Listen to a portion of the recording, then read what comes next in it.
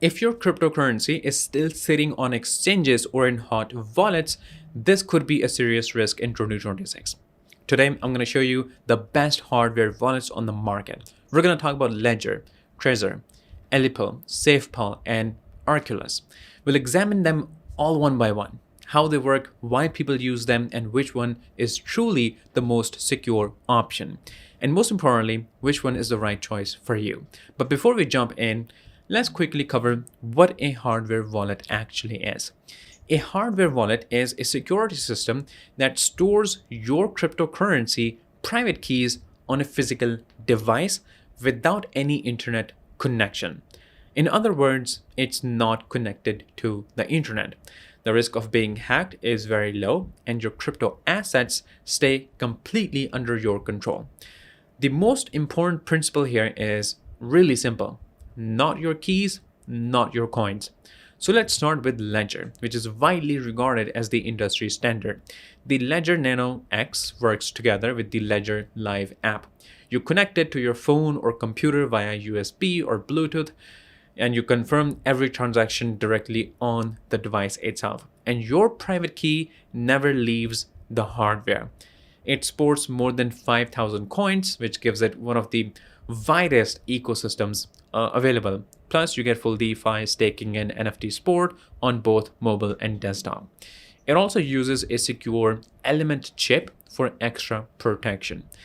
The big advantages here are that it's the most widely used hardware wallet in the world.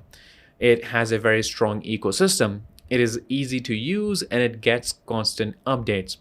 On the downside, some people view the Bluetooth connection as a potential risk. And while the keys, they stay on the device, it's not fully offline because it does establish a connection. Ledger is the safest starting point for beginners, long-term investors, and also for anyone that is holding a wide variety of coins. Next up is Trezor, and it's Model T. Now this one works entirely over USB, and it uses fully open source software. You connect it to your computer, you set a pin, and you rely on the recovery seed system. Because the code is open source, anyone can review it, which brings strong community support and a very transparent security model. It handles Bitcoin and many altcoins well and has been around for years with a simple, stable system. The advantages are pretty clear. High reliability thanks to the open source approach, years of real-world use, and straightforward operation. The drawbacks are no Bluetooth support, weaker mobile experience compared to Ledger, and the usual risk if you lose the physical device and haven't backed up your seed properly.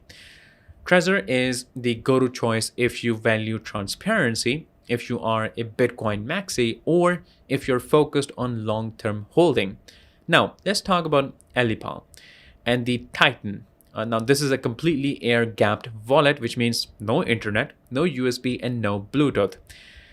Every transaction is handled through QR codes. It runs 100% offline, which confirms transfers via QR code. It uses a tough anti-tamper metal body and is controlled through a mobile app.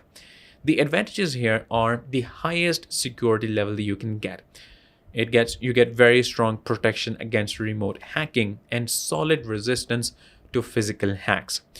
The trade-offs are that it's a bit slower to use and can feel complex if you're new to hardware wallets. So choose Ellipal if maximum security is your top priority, if you're holding a large portfolio, or if you are the kind of user who wants true air gap protection. Now moving on to SafePal and the S1. This is a mobile-focused, affordable option that also uses a QR code system. It works with a mobile app, signs transactions via QR codes, and it delivers air-gapped security. It is backed by the Binance ecosystem. It supports multiple chains. It includes DeFi and swap features, and it handles NFTs. The advantages are that it's budget-friendly, it's easy to use, it works great with phones, and it offers solid multi-chain support. The downside are that its ecosystem isn't as broad as Ledger's, and it may feel limited if you are a professional trader. Now, SafePal is perfect for beginners. It's mobile-first users and anyone looking for a low-cost entry into hardware wallets. Finally, there's Arculus. which is the card-based wallet. Now, instead of traditional device, it comes in a simple card form factor. It uses the NFC technology. So you just tap the card on your phone to handle transactions. It also includes PIN verification, and the setup is pretty straightforward through the mobile app, and it keeps your seed phrase secure. The advantages are that it's very easy to use, it's extremely portable like a regular card, and it's fast for everyday transactions.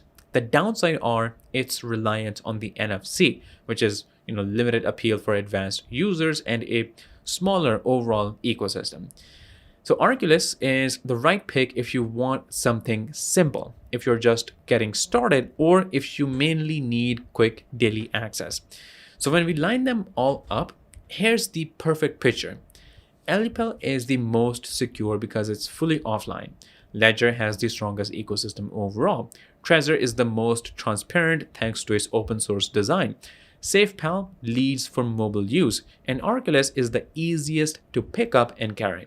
The truth is, there is no perfect hardware wallet, but there is a perfect one for your usage style. If you want maximum security, choose Ellipal. If you want the strongest ecosystem and broad support, choose Ledger. If you want transparency and open source peace of mind, choose Trezor. The right wallet for you is the one that matches how you actually use and protect your crypto. And that is my take to it. Let me know your thoughts about these wallets in the comment section, which one you like, which one you don't. And I'll see you guys in the next video shortly. So stay tuned.